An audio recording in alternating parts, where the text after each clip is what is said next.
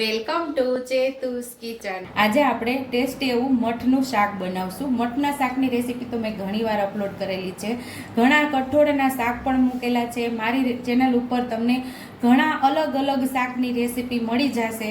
અને જે લોકોને રસોઈ બનાવતા નથી આવડતી, અત્યારે નાની દીકરીઓ જે રસોઈ બનાવતા શીખે છે અને યુટ્યુબમાં જોઈને શીખે છે, તો પરફેક્ટ માપથી અને એકદમ સરળ રીતે હું શાક અને ગમે તે રેસીપી એકદમ સરળતાથી હું અપલોડ કરું છું, એટલે બધાને ખૂબ મજા પણ આવે છે। તો આજે એવી જ રીતે સરસ એવું ટેસ્ટી એવું મઠનું સૂકું શાક બનાવવાના છીએ। તો એના માટે આપણે આખી રાત પલાળીને અહીંયા મઠ પલાળી દીધા હતા, અને અહીંયા આપણે એક મોટું ટમેટું ખમણી લીધું છે, અને અહીંયા 3 ચમચી જેટલું આપણે મોળું દહીં લીધેલું છે, લીલા ધાણા, મીઠું અને 7 થી 8 કળી લસણની લીધી છે, અને રેગ્યુલર મસાલિયાની અંદરથી મસાલાનો ઉપયોગ કરી અને તેલ ને ટેસ્ટી એવું આપણે શાક તૈયાર કરશું।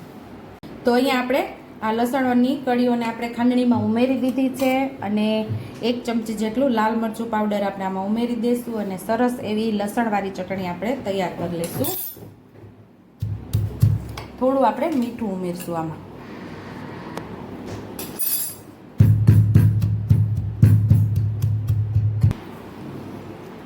અહીંયા આપણે લસણવાળી ચટણી ખાંડી લીધી છે। તો આ લસણવાળી ચટણીને આપણે જે ટમેટું આપણે ખમણી લીધું છે એની અંદર આપણે ઉમેરી દેવાનું છે।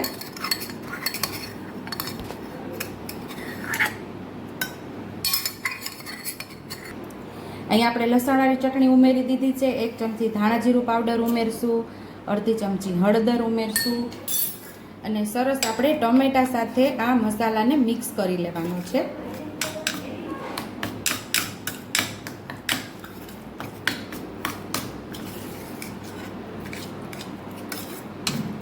તો અહીંયા આપણે 1.5 ચમચા જેટલું તેલ ગરમ થવા રાખી દઈશું।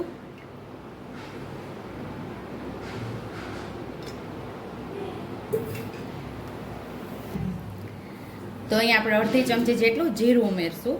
તો જીરું આપણું સરસ એવું ફૂટી ગયું છે, તો 5 ચમચી જેટલી હિંગ ઉમેરશું, અને આપણે જે મસાલો તૈયાર કરેલો ટમેટા સાથે એ અહીંયા આપણે પહેલા ઉમેરી દેવાનો છે।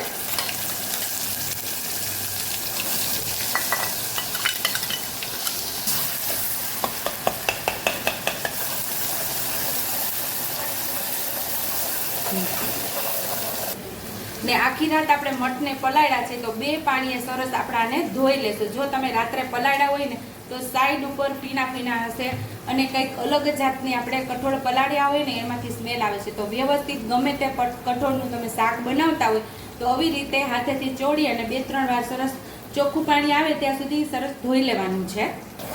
આપણો મસાલો મસ્ત એવો સતળાઈ ગયો છે, ટમેટાનું જે પાણી હતું એ બળી ગયું છે, તેલ પણ મસ્ત સરસ છૂટું પડી ગયું છે।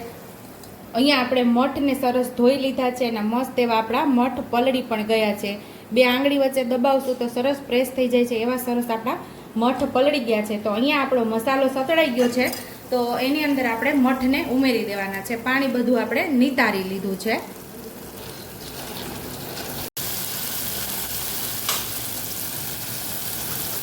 અહીંયા આપણે સ્વાદ મુજબ મીઠું ઉમેરશું, અને સરસ આપણે મસાલા સાથે મઠને સાતળી લેવાના છે। મસાલાથી કોટ થઈ જવા જોઈએ મઠ આપણા।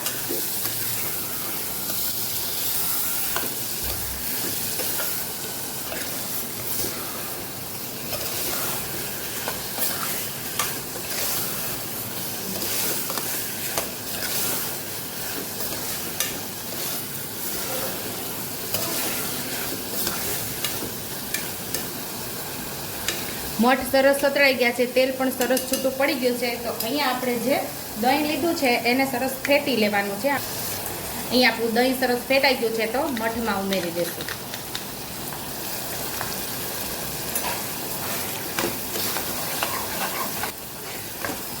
આપણી ચેનલ ઉપર દહીંવાળા મગની પણ રેસીપી છે। આજે દહીંવાળા આપણે મઠ બનાવીએ છીએ। સરસ આપણે સાતડી લેવાનું છે પાછું, અને સરસ તેલ છૂટું પડે ને ત્યાં સુધી આપણે એને સાતળવાનું છે, અને થોડા લીલા ધાણા ઉમેરી દઈશું।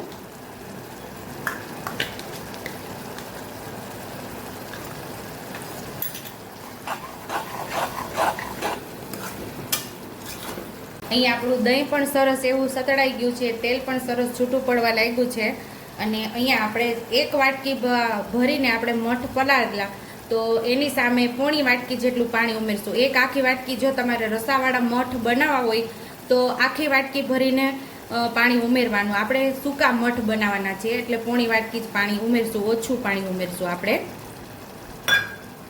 અને તમને વાટકીનો માપ ન સમજાય તો અહીંયા આપણે મઠની ઉપર પાણી આવે એટલું પાણી ઉમેરીને આપણે શાકને બનાવવાનું છે, એટલે સૂકા મઠ મસ્ત એવા તૈયાર થશે. હવે આપણે કુકર બંધ કરી અને 2 સીટી લઈ લેશું. અહીંયા આપણે 2 સીટી મીડિયમ ગેસ ઉપર કરેલી કે ધીમા ગેસ ઉપર આપણે 2 સીટી કરેલી છે. અને હવે આપણે ખોલીને જોઈ લઈશું. મસ્ત એવા સૂકા મઠ આપણા તૈયાર થઈ ગયા છે. સરસ એવા આપણા મઠ પાકી ગયા છે. મઠ હવે આપણે સર્વ કરી લઈશું. સરસ એવા ટેસ્ટી એવા આપણા મઠ તૈયાર છે. આ મઠ સાથે તમને ગળ પણ ફાવતું હોય તો તમે ગોળ અથવા ખાંડ અથવા તો સાકર ઉમેરી શકો છો. ગળ પણ ફાવતું હોય તો તમે ઉમેરી શકો છો. મારા પરિવારની અંદર કોઈ પણ કઠોળના શાકની અંદર ગળ પણ ફાવતું નથી એટલે અહીંયા આપણે ગળ પણ ઉમેરેલું નથી. ઉપરથી આપણે લીલા ધાણાથી ગાર્નિશ કરી દઈશું. જો તમને મારી રેસીપી પસંદ આવી હોય તો મારી રેસીપીને લાઈક કરજો, શેર કરજો, હાઈપ કરજો, સબસ્ક્રાઈબ કરજો, બેલ આઇકોનને દબાવતા ભૂલતા નહીં અને કમેન્ટ બોક્સમાં કમેન્ટ કરજો કે મારી રેસીપી કેવી લાગી. તો આવજો.